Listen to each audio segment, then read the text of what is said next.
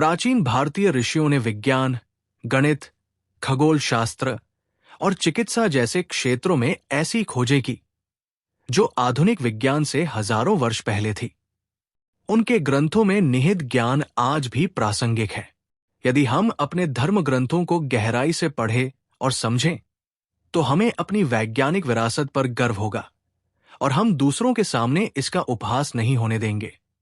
ये हमारी जिम्मेदारी है कि वैदिक ज्ञान को संरक्षित करें और अगली पीढ़ियों तक पहुंचाएं।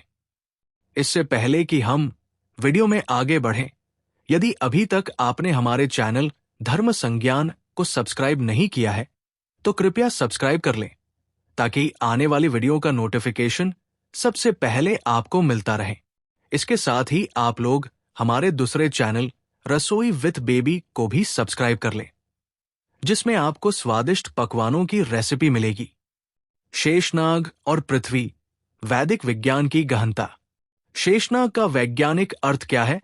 कुछ महामूर्ख इस बात का उपहास उड़ा रहे हैं कि हिंदू कहते हैं कि पृथ्वी शेषनाग के फन पर टिकी है, लेकिन विज्ञान इस बात को झूठ मानता है। आज हम वैदिक रहस्य को उजागर करेंगे। संस्कृत में शेष का अर्थ है अंतरिक्ष, अर्थात वह जो पृथ्वी से परे है। नाग का तात्पर्य गुरुत्वाकर्षण, ग्रेविटी और चुंबकीय बलों, मैग्नेटिक फोर्स के संयुक्त प्रभाव से है। इस प्रकार शेषनाग पर टिकी पृथ्वी का अर्थ है कि पृथ्वी अंतरिक्ष में गुरुत्वाकर्षण और चुंबकीय बलों के कारण संतुलित है। यह संतुलन पृथ्वी को गोलाकार या अंडाकार बनाता है, न कि चपटा, जैसा कि कुछ भ्रांतियां मानती है। वैदिक साहित्य में शेषनाग को काल्पनिक रेखाओं के रूप में दर्शाया गया है, जो पृथ्वी को अंतरिक्ष में स्थिर रखती है। आधुनिक विज्ञान के अनुसार ये काल्पनिक रेखाएं गुरुत्वाकर्षण शक्ति का प्रतीक है, जो पृथ्वी को सूर्य और अन्य खगोलीय पिंडों के साथ संतुलन में रखती है। इस प्रकार पृथ्वी शेषनाग पर टिकी है का अर्थ है कि पृथ्वी गुरुत्वाकर्षण और चुंबकीय बलों के जटिल संतुलन के कारण अंतरिक्ष में स्थिर है। यदि हम अपने धर्म ग्रंथों को गहराई से समझें, तो हमें वैदिक विज्ञान की गहनता का पता चलता है।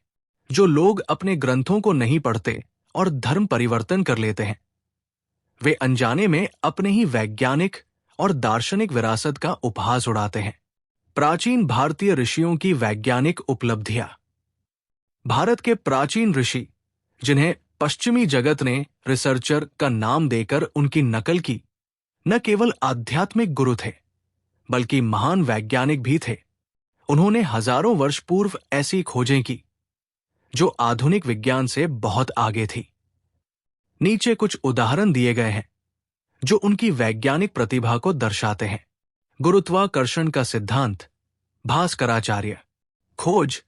भास्कराचार्य ने अपनी रचना सिद्धांत शिरोमणि 12वीं शताब्दी में गुरुत्वाकर्षण के सिद्धांत को समझाया। उन्होंने लिखा कि पृथ्वी में एक आकर्षण शक्ति है जो वस्तुओं को अपनी ओर खींचती है। ये न्यूटन से लगभग 500 वर्ष पहले की खोज थी। उदाहरण, सर्वम विश्वेन सनाति, अर्थात पृथ्वी अपनी आकर्षण शक्ति से सभी वस्तुओं को अपने केंद्र की ओर खींचती है। ये आधुनिक गुरुत्वाकर्षण सिद्धांत का आधार है। पृथ्वी का गोलाकार होना। आर्यभट्ट। खोज। आर्यभट्ट ने 5वीं शताब्दी में आर्यभट्ट्यम में लिखा कि पृथ्वी गोलाकार है और अपने अक्ष पर घूमती है। ये खोज यूरोपीय वैज्ञानिकों से 1000 वर्ष पहले की थी, जिन्होंने कोपरनिकस के समय तक पृथ्वी को चपटा माना। उदाहरण, आर्यभट्ट ने पृथ्वी की परिधि 39,968 किलोमीटर के करीब बताई, जो आधुनिक गणना 40,075 किलोमीटर से बहुत निकट है। सूर्य केंद्रित मॉडल। आर्यभट्ट और याज्ञवल्क्य। खोज। याज्ञवल्क्य ने शतपथ ब्राह्मण में और आर्यभट्ट ने आर्यभट्ट्यम में सूर्य केंद्रित मॉडल का उल्लेख किया, जिसमें ग्रह सूर्य के चारों ओर चक्कर लगाते हैं। ये खोज कोपरनिकस से 1000 वर्ष पहले की थी। उदाहरण, आर्यभट्ट ने ग्रहमंडल की गति और सूर्य के चारों ओर ग्रहों की कक्षा का सटीक वर्णन किया। शून्य और दशमलव प्रणाली। ब्रह्मगुप्त। खोज। ब्रह्मगुप्त ने 7वीं शताब्दी में ब्रह्मस्फुर सिद्धांत में शून्य को एक संख्या के रूप में स्थापित किया और दशमलव प्रणाली का विकास किया। ये आधुनिक गणित का आधार बना। उदाहरण, शून्य के बिना आधुनिक कंप्यूटर विज्ञान और गणनाएं असंभव होती। विमान शास्त्र, ऋषि भरद्वाज।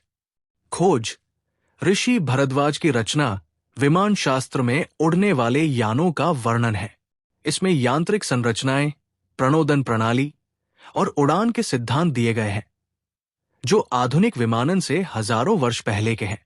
उदाहरण, इसमें रोहिणी और शकुना जैसे यानों का उल्लेख है, जो विभिन्न ऊर्जा स्रोतों से संचालित थे। चिकित्सा और शल्य चिकित्सा, सुश्रुत। खोज, सुश्रुत ने सुश्रुत संहिता में शल्य चिकित्सा, सर्जरी के सिद्धांत और तकनीकों का वर्णन किया, जिसमें प्लास्टिक सर्जरी और नेत्र शल्य चिकित्सा शामिल थी। ये 2500 वर्ष पहले की खोज थी। उदाहरण, सुश्रुत ने नाक की प्लास्टिक सर्जरी, राइनोप्लास्टी और 121 प्रकार के शल्य उपकरणों का वर्णन किया। परमाणु सिद्धांत, कणाद। खोज, ऋषि कणाद ने वैशेषिक सूत्र में परमाणु, एटम के सिद्धांत का प्रतिपादन किया। उन्होंने कहा कि विश्व सूक्ष्म कणों से बना है, जो अविभाज्य है। ये आधुनिक परमाणु सिद्धांत से 2000 वर्ष पहले की खोज थी।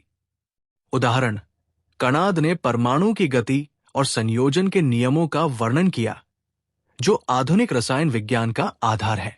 जय भारत, जय वैदिक विज्ञान। यदि आपको ये वीडियो पसंद आई हो तो कृपया कमेंट करें, लाइक करें और साथ ही वीडियो को आगे शेयर भी करें।